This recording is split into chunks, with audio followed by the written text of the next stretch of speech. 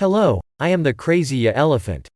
Today I will talk about an amazing story about a strong woman and how she faced the mental health issues in her life. J. Frost, 48 years old. Bipolar disorder, anxiety, depression, CPTSD, complex post-traumatic stress disorder, and OCD, and she also has a diagnosis of borderline personality disorder. Here, she will explain how difficult it's been to manage her mental health and money problems through the COVID-19 pandemic. When we suddenly went into lockdown for the first time, I felt so on my own.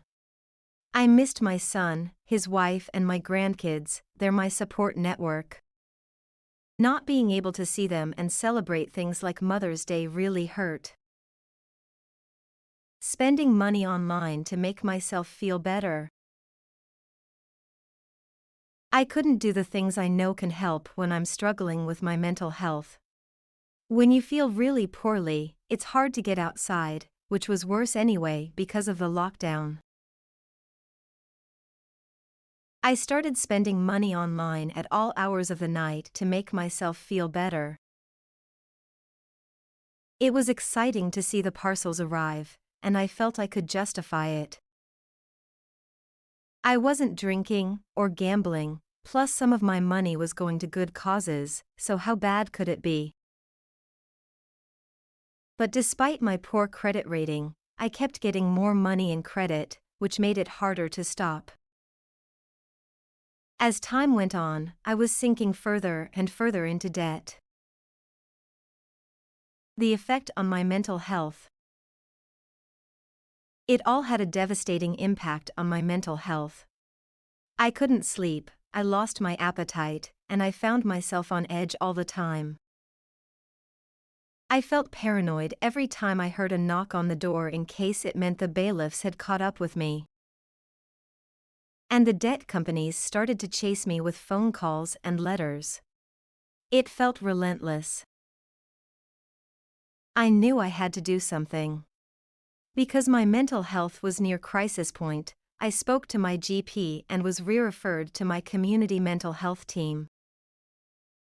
But I knew my health wouldn't improve unless I did something to manage my money too, because trying to hide from everything wasn't doing me any good. I knew I couldn't talk to the bank on the phone, it's too overwhelming and upsetting, it would often bring me to tears. I wrote letters to tell them about my mental health problems so that I could be referred to my bank's specialist team. Taking control of my mental health and money. Declaring my mental health problems wasn't a sign of weakness, it helped me feel like I was taking control. I know people find it hard to talk about money because I did too. I haven't always been in debt, and I work really hard. But I've realized that one of the reasons I got into a mess with my finances was because I didn't want to tell anyone just how bad things had got. You don't have to tell the companies you owe money to about all of your problems or share your life story, you just need to tell them that you're struggling with your mental health and they'll put a plan in place to help you. I really encourage people not to ignore their money worries. Things are more likely to get worse, and your health will suffer. Support is out there, and you don't have to try to figure it all out on your own. Asking for help might feel like one of the hardest things to do, but it can make a massive difference. Thank you for watching this video. If you like this video, please don't forget to click on subscribe button.